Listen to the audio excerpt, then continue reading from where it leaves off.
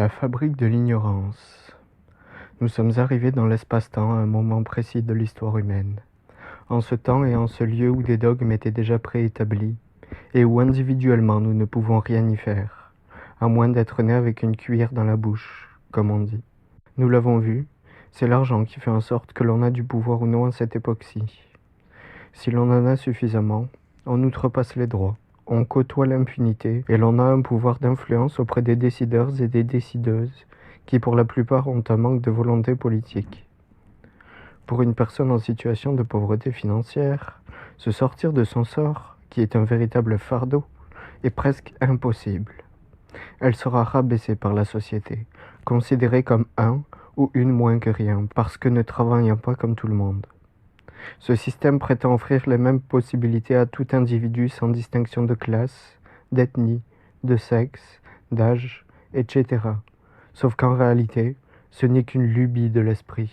Des préjugés sont ainsi construits, concernant les personnes les plus démunies monétairement, mais aussi les plus riches, en parlant toujours d'argent. Autrement, une personne sur l'aide de dernier recours pourrait être plus riche qu'Elon Musk ou Jeff Bezos. On juge sans connaître l'élément jugé dans sa radicalité, et l'on préfère éviter de faire cette démarche qui pourrait nous brusquer. On préfère se conforter dans nos réalités par différents biais. L'agnotologie, qui est un champ d'étude fort intéressant, faisant référence au grec agnosis, qui signifie ne pas savoir, et logos, la science, le discours, se penche sur les mécanismes qui font en sorte qu'il existe de l'ignorance naturelle et saine, ainsi que de l'ignorance préméditée, malsaine, servant un ou plusieurs objectifs. Je vais plutôt vous parler de cette dernière. On peut rapidement penser à l'histoire et en particulier à la religion catholique, pour qui l'héliocentrisme devient une hérésie en 1616, au nazisme et même plus récemment au trumpisme, qui consistait à supprimer la connaissance ou une partie de celle-ci, avec pour principal objectif de maintenir les individus dans l'ignorance. Quel beau projet, n'est-ce pas? Les entreprises privées, plus précisément les multinationales, capables de passer outre les législations nationales, et avec l'argent qu'elles détiennent en partie grâce à l'État, qu'elles financent également, peuvent exercer un rôle déterminant auprès de ce dernier, comme nous l'ont rappelé les Uber Files récemment. Alain Deneau nous disait le 11 juillet de cette année sur les ondes de Radio-Canada que la relation entre l'entreprise privée et l'État n'est plus de l'ordre de la proximité, mais de l'assimilation. Si l'on se penche sur ces propos, on se rend compte à quel point cela saute aux yeux. En effet, il suffit de regarder les personnages politiques actuellement présents sur la scène pour voir que les deux entités ne font désormais plus qu'une. François Legault, Emmanuel Macron, Donald Trump et j'en oublie beaucoup d'autres, mais vous voyez où je veux en venir. Ce sont tous des hommes issus de l'entreprise privée. Manipulant et maintenant la société civile dans l'ignorance depuis le début du XXe siècle avec le secteur de l'amiante, l'entreprise privée, devenue un pouvoir, n'a dès lors cessé de nous empoisonner à travers des méthodes peu scrupuleuses.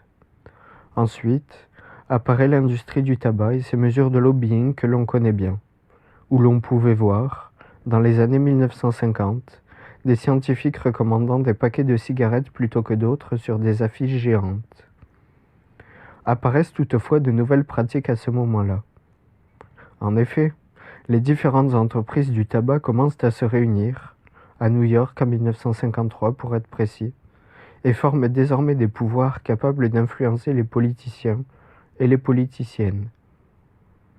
Alors que la science commençait à se pencher sur les effets néfastes du tabac sur la santé, émergeait une nouvelle science, la science de l'industrie. Cette nouvelle science, qui venait faire concurrence à la véritable, consistait à réfuter les résultats de cette dernière, implantée depuis des millénaires.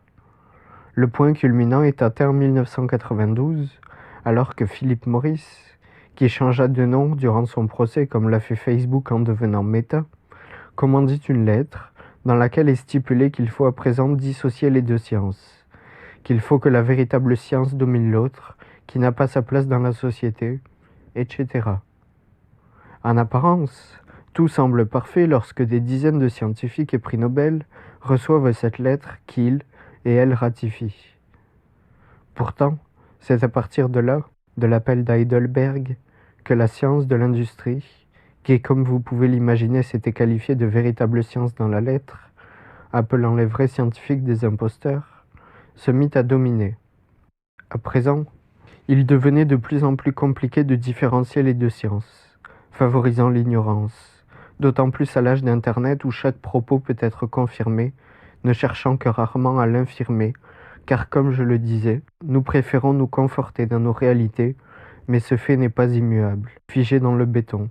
Nous pouvons y remédier dès lors que l'on s'approprie la connaissance. Le fait est que l'on cherche volontairement à nous maintenir dans l'ignorance.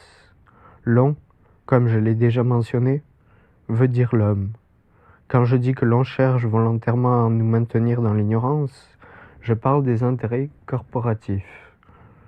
Nous sommes à une époque charnière de notre histoire commune, et certains intérêts prédominent toujours malgré leur effet néfaste sur notre espèce et Gaïa. Ces intérêts-là, portés par des individus probablement conscients et conscientes du fait de l'effondrement à venir de ce système, qui aujourd'hui les encourage encore, les prédateurs et les prédatrices, déploient tous leurs moyens, principalement l'argent, pour nous maintenir dans un état d'ignorance, nous divisant pour mieux régner et préserver leurs intérêts. La caste dominante, solidaire entre elle et cachée du reste de la société, agitant ses pantins sous nos yeux pour détourner notre attention, essaye de faire en sorte que le système, profondément gangréné et malade, perdure encore quelques années durant, alors qu'étant une menace directe à notre survie et celle des autres espèces peuplant cette planète. Le paradigme de l'argent, qui nous a été imposé et dont nous ne parvenons pour l'instant à nous détacher, parce que pris et prise dans un quotidien engageant, sollicitant, au point de vue mental et physique, fait en sorte que nous n'avons pas le temps de créer ensemble les alternatives qui devraient voir le jour. Je suis persuadé qu'au fond de nous-mêmes, nous n'adhérons pas à ce système délétère, capitalisme sauvage qui nous a dénaturés et qui persiste à nous exploiter. Nous sommes à l'ère du greenwashing, de la cristallisation des opinions et de la division permanente qui nous maintiennent loin de la vérité. Les intérêts dominants de la société occidentale, qui transcendent les frontières, essaient de nous éloigner de l'arène politique, de nous garder ignorants et ignorantes sur leurs faits et gestes, nous faisant croire que voter tous les 4 ou 5 ans, c'est exercer notre pouvoir démocratique, 12 boutades que je ne commenterai pas davantage. Le reste du temps, on nous emprisonne dans le divertissement dès lors que l'on n'est pas au travail à donner de notre précieux temps humain, ainsi que des ressources, jus de cerveau ou énergie mécanique, à un ou une employeuse qui n'en a le plus souvent que faire de notre état mental ou physique, se dégradant graduellement. Il est normal, après une semaine d'au moins 35 heures, de vouloir recharger notre énergie. Le moyen le plus efficace à cette fin, c'est d'aller dans la nature, ou la forêt, du latin silva, qui signifie se reconnecter, comme le rappelle Richard Desjardins au tout début du documentaire « L'erreur boréale ».